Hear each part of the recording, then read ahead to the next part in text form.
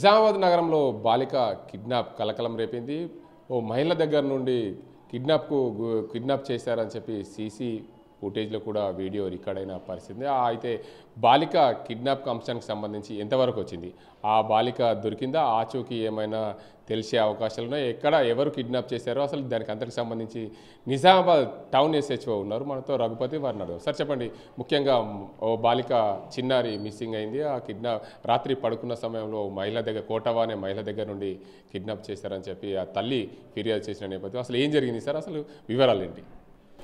మనకి మొన్న సాయంత్రము దాదాపు 7:30-8 గంటల ప్రాంతంలో ఈ కోటవా అనట ఆమె తన మనమరాలను తీసుకొని గాంధీ స్టాచ్యూ దగ్గర పడుకోవడం జరిగింది. తను నిద్రపోయిన తర్వాత ఈ 3 సంవత్సరాల పాప రమ్య అనట ఆమె అక్కడనే ఉంటే ఒక అన్నోన్ పర్సన్ వచ్చి తీసుకుపోయినట్టుగా మనకి ప్రాథమికంగా నిర్ధారణ అయింది. దానికి సంబంధించి ట్రేస్ అవుట్ చేయడానికి, అక్యూజ్ని ఐడెంటిఫై చేయడానికి మేము ఒక 4 టీమ్స్ కూడా ఫామ్ చేసుకొని ఏసీపీ గారి ఆధ్వర్యంలో ఇన్వెస్టిగేషన్ చేస్తూ ఉన్నాం. త్వరలో అతన్ని కూడా పట్టుకోవడానికి అవకాశాలు ఉన్నాయి.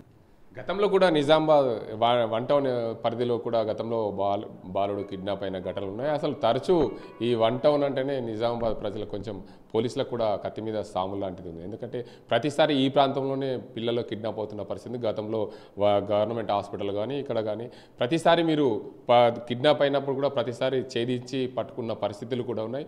ఈసారి కూడా అంటే ఎంత త్వరగా పట్టుకునే అవకాశాలు ఉన్నాయి, దానికి అందరికి సంబంధించి ఏంది అసలు? ప్రతిసారి ఒకరే కిడ్నాప్ చేస్తున్నారా, వివిధ రకాల్లో పిల్లల్ని కిడ్నాప్ చేసే ముఠా ఏమైనా ఉందా? ఇప్పటివరకు అయినటువంటి చిన్నపిల్లలకు సంబంధించిన కిడ్నాప్ కేసులలో మనం చూసుకున్నట్టయితే ఇండివిజువల్గా అంటే పేరెంట్స్ నెగ్లిజెన్స్ వలనో లేకపోతే కేర్లెస్గా వదిలిపెట్టడం వలన జరిగినటువంటి ఇన్సిడెంట్స్ కనబడతా ఉన్నాయి. రీసెంట్గా రైల్వే స్టేషన్ దగ్గర కావచ్చు, లేకపోతే జీజీహెచ్ కావచ్చు, లేకపోతే వివిధ సందర్భాలలో అయిన కేసులలో ఇమీడియట్గా మనము ట్రేస్ అవుట్ చేయడము, అక్యూజ్లను అరెస్ట్ చేయడము, రిమాండ్ కూడా తరలించడం జరిగింది. ఈ కేసును కూడా త్వరలోనే పట్టుకుంటాం మేము. దీంట్లో ముఖ్యంగా ఏంటంటే పేరెంట్స్ వాళ్ళ పిల్లల్ని తీసుకొని వచ్చినప్పుడు లేకపోతే బయట ఆడుకుంటున్న క్రమంలో వాళ్ళని వదిలిపెట్టేసి వీళ్ళ పనులు వీళ్ళు చూసుకోవడం వలన ఆ పిల్లలు కేర్లెస్గా బయట ఓపెన్గా ఉండేసరికి అందరికీ అవకాశం కల్పించిన వాళ్ళు అవుతూ ఉన్నారు పేరెంట్స్. ముఖ్యంగా పేరెంట్స్ కొంచెం పిల్లల్ని బయటికి తీసుకొచ్చినప్పుడు పేరెంట్స్ కేర్ తీసుకున్నట్టు ఉంటే ఇట్లాంటి ఇన్సిడెంట్స్ జరగకుండా ఉంటాయి. అయినా కానీ మేము 2 బీసీ వెహికల్స్ కానీ లేకపోతే పెట్రోల్ కార్ కూడా కంటిన్యూగా పెట్రోలింగ్ చేస్తూ ఉన్నాము, ఇట్లాంటి ఇన్సిడెంట్స్ ఏం జరగకుండా ఉండడానికి. ముఖ్యంగా మన దగ్గర రైల్వే స్టేషన్ కావచ్చు, బస్ స్టేషన్ కావచ్చు, జీజీహెచ్ కావచ్చు, అట్లే మార్కెట్ ఏరియా అంతా ఉండేసరికి ఎక్కువ ఫ్లోటింగ్ ఉంటుంది. దాంతోపాటుగా ఇట్లాంటి అఫెన్సెస్ అయ్యేందుకు అవకాశాలు ఎక్కువ ఉన్నాయి. దాన్ని నివారించడానికి కూడా మేము మా ప్రణాళికతోటే ముందుకు పోతూ ఉన్నాము. అయినా కానీ అక్కడక్కడ అప్పుడప్పుడు ఇట్లాంటి ఇన్సిడెంట్స్ జరుగుతూ ఉన్నాయి. వాటిని ఇమ్మీడియట్గా రెస్క్యూ చేయడము, అరెస్ట్ చేయడం కూడా జరుగుతూ ఉన్నాయి. ఇది కూడా త్వరలోనే పట్టుకుంటాం. ఎన్ని టీములు ఫామ్ చేశారు సార్? ఎలా దీన్ని ఛేదించే అవకాశాలు ఉన్నాయి? మేము ఇప్పటివరకు 4 టీమ్స్ ఫామ్ చేసుకున్నాము. ఎస్ఐఎస్ ఆధ్వర్యంలో టీమ్స్ అన్నీ కూడా ఫీల్డ్లో వర్క్ చేస్తూ ఉన్నారు. మేము టెక్నికల్గా వర్క్ చేస్తూ ఉన్నాము, అట్లే మాన్యువల్గా కూడా వర్క్ చేస్తూ ఉన్నాము. ఏసీపీ గారు సిపి గారు కీన్గా అబ్జర్వ్ చేసుకుంటూ ఎప్పటికప్పుడు ఇన్స్ట్రక్షన్స్ ఇస్తూ ఉన్నారు.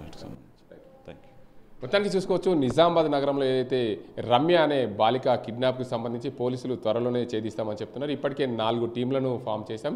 ఎక్కడ టెక్నికల్గా కానీ అదే మాన్యువల్గా కానీ పూర్తి స్థాయిలో ఎంక్వైరీ చేసినాం. ఎక్కడైనా సరే ప్రతిసారి కిడ్నాప్లు జరుగుతున్నారని కారణం ఏంటంటే railway station, bus stand, GGH, market ప్రాంతాల్లో ఉండడం, ప్రతిసారి రద్దీగా ఉండే ప్రాంతాలు 1 టౌన్ ఎస్హెచ్ పరిధిలో ఉండడం. దీనికి అందరికి సంబంధించి ఏదైతే పిల్లలను తల్లిదండ్రులు తీసుకొచ్చినప్పుడు నెగ్లిజెన్స్గా వదిలేయడం వల్ల ఇలాంటి కిడ్నాప్లకు ఆస్కారం ఉంది. అలాంటి పరిస్థితుల్లో తల్లిదండ్రులు తమ పిల్లల్ని జాగ్రత్తగా మార్కెట్కి వచ్చినప్పుడు జాగ్రత్తగా దగ్గరుండి పట్టుకోవాలి, చూసుకోవాల్సిన బాధ్యత తల్లిదండ్రులపైన ఉంది. ఇంకోసారి ఇలాంటి ఘటనలు జరగకుండా అవకాశాలు ఉంటాయి. కాబట్టి నిన్న జరిగిన రమ్య కిడ్నాప్కి సంబంధించి చూసుకుంటే త్వరలోనే వారిని పట్టుకొని ఆ కిడ్నాపర్ని కేసు నమోదు చేసి జైలుకు పంపిస్తాం.